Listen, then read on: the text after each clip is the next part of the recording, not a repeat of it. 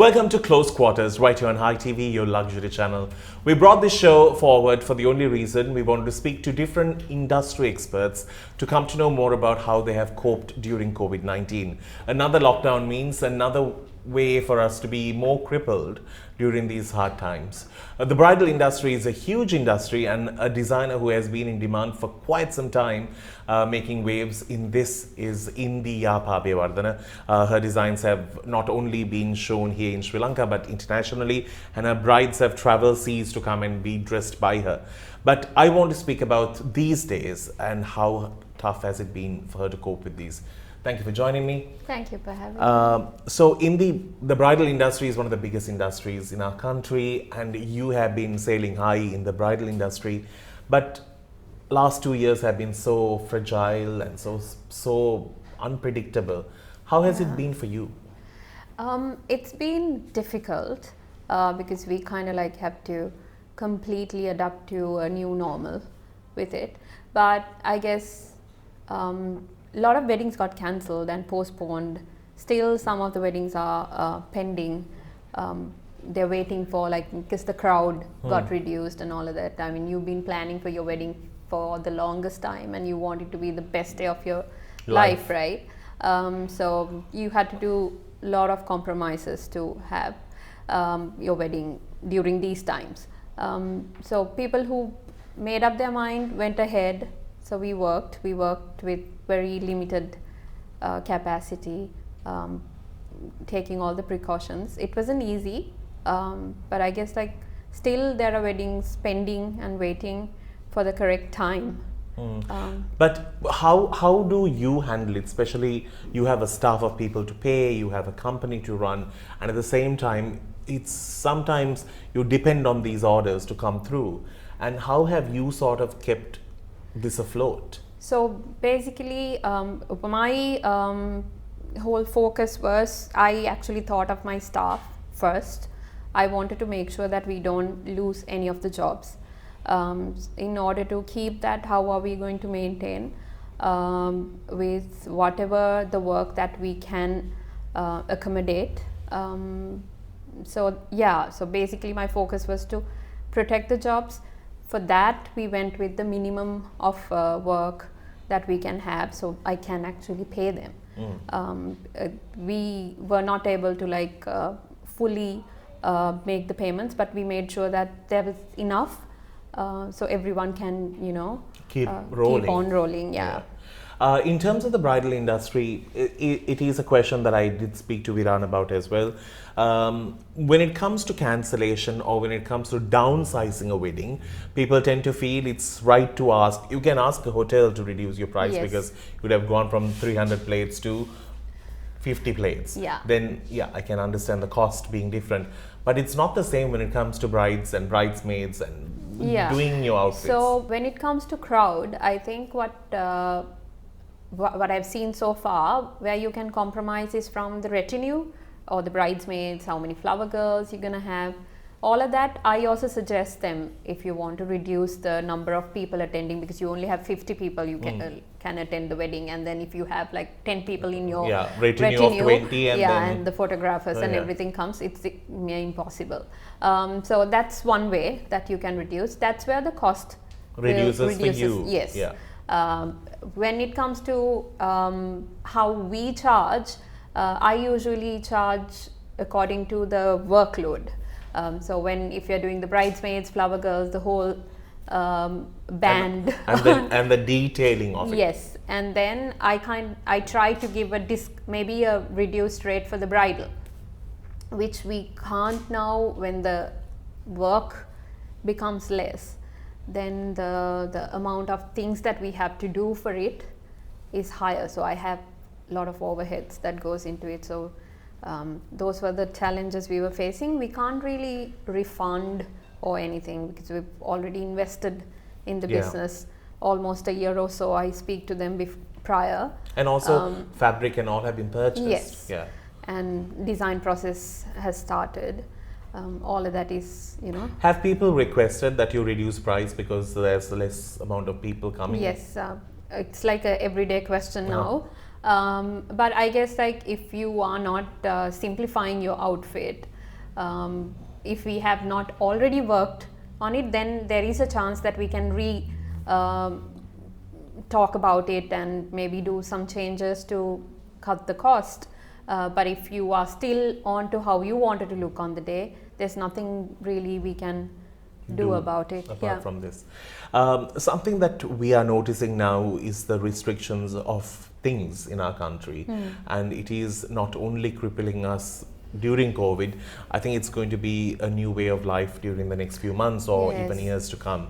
And it really does worry us in terms of what we can do, how we can sort of look forward, and especially you maybe bringing things from other countries, even fabrics or even texture. How are you going to cope with this during these times? So whoever I have been working with so far, say if I'm bringing down any material from Bombay or anything, so I do have those suppliers still talking about how to go forward with these things. So they're there, but I guess we are going to face a lot of challenges. At the moment, what is happening is the delays. So if we are usually if we are taking about 45 days to get something down, we can't really say that anymore. So we need to keep a long period for the mishaps that could happen in between, so things like that. But I guess we have to find ways around it, think out of the usual and try and come up with. Now what we as a company looking at it is one day at a time. As someone who has been in the industry for so long, do you feel that the country and the way this was actually looked into and run, do you think it was done right? Do you think we could have controlled it better? Not in terms of the health side, at least in terms of the economical side. I mean, sometimes you do feel like there could have been ways, but you can say it. But when, practically, I don't know how, people who are at the decision-making levels of it, I'm sure they are facing their own challenges to come up with a solution for these things. But looking at it while working and trying to make ends meet, we do see there could have been certain other ways. If you handled it, maybe it would have been better. But I guess it's the first time all of us are facing something like this, so we have to look at positively and work around it. Another question I wanted to touch on is the fact that you did start a brand called Warehouse, and it was initially at the OGF, and even there I think you all faced so many problems because it was from the bomb blast to went into COVID. And as someone who was a past member, do you think malls have a future in our country? Not for the next couple of years, for sure.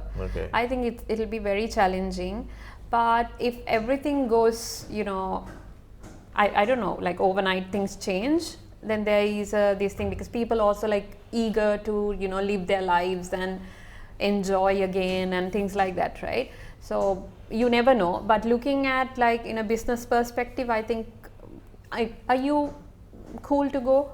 No. Exactly. So I would think twice, right? So I think it's and the tourism, that part. Malls were when we were at OGF, we had a lot of outsiders coming and shopping with us, and that was great. That is what was keeping the thinking it going behind it. So that's why we went there. But right now I don't see that happening. So I don't think it's going to be great for at least for the next few years. What has COVID taught you as a person and as a brand? As a brand, I think what I learned is to respect the work that we have, and to maybe try and deliver the best, maybe go a little bit more further than what we were delivering. So that's when it comes to the brand, to try and protect the work that we have and make sure that we do 100% on that. As a person, I think what I learned is to be more kinder and more look at things more take things easy. To just go one day at a time. Yeah.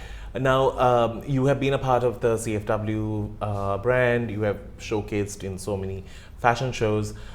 We do have fashion bodies in our country that have come forward, created communities to sort of support each other. There are a few that are like members who are guiding people. As someone who is in this industry, and you're one of the very few established designers we have who can stand their own place, but there are so many designers who are literally from ramp to a shelf somewhere, and then they are just not to be seen because sustaining is very hard.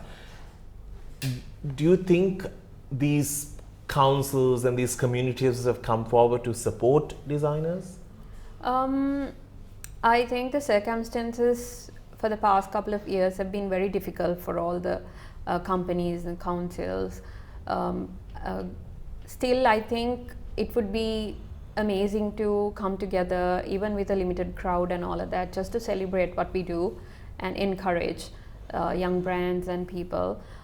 So that's why I am eager to, let's say there's a show happening, I would really like to take part, just to make sure what we love doing, so we can keep on doing, and then there is an audience spirit, just to remind yourself like what you're good at, that there is a play spirit.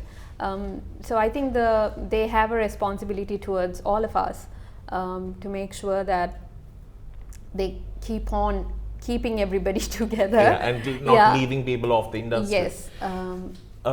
Before people do walk into your store or to visit you personally, when the lockdown is lifted, what are the safety measures that you will advise people to keep in mind before they visit you? So I usually have like a consultation before we meet up for the process, before they have a proper booking. Now I try to take it like online. Okay. So then we cut off the amount of times we meet. And also we usually have 3 to 4 fit-ons when we are actually producing a garment or a bridal. We are trying to reduce that as well. That is what we are going to apply in future to make sure that the social distancing is maintained and we don't have too many people in the same room at the same time. Usually when it comes to a bridal, the entire family would want to come and see what's happening, how the outfit, how is she looking, all of that. So unfortunately we can't accommodate and that you anymore. have told them. Yes. Yeah. It used to be a family outing situation. Yes. Even the grandmother to grandfather would like to come. So we understand that. But we cannot accommodate that anymore. So it's just one person. Brilliant. Thank you, Indi. Wanted to speak about how the designers are coping, and from somebody who is in the industry, so we can get an idea and a sense of knowledge of what's happening. So be responsible if you are going through with your wedding. It's amazing because at the end of the day, it is your most wanted day, and if you are willing to cut short, that means... I mean, I love backyard weddings. I think the intimate weddings are beautiful. So I actually encourage them to go ahead and do it. You never know how things are going to be. So. That is if you have a backyard. On that note, we need to wrap things up. Indi, thank you so very much for giving us the insight. So we will see you with another episode of Close Quarters. Till then, you be safe, and your safety and your precaution is always important, so that not only you but also your surrounding is safe. Till then, you be safe.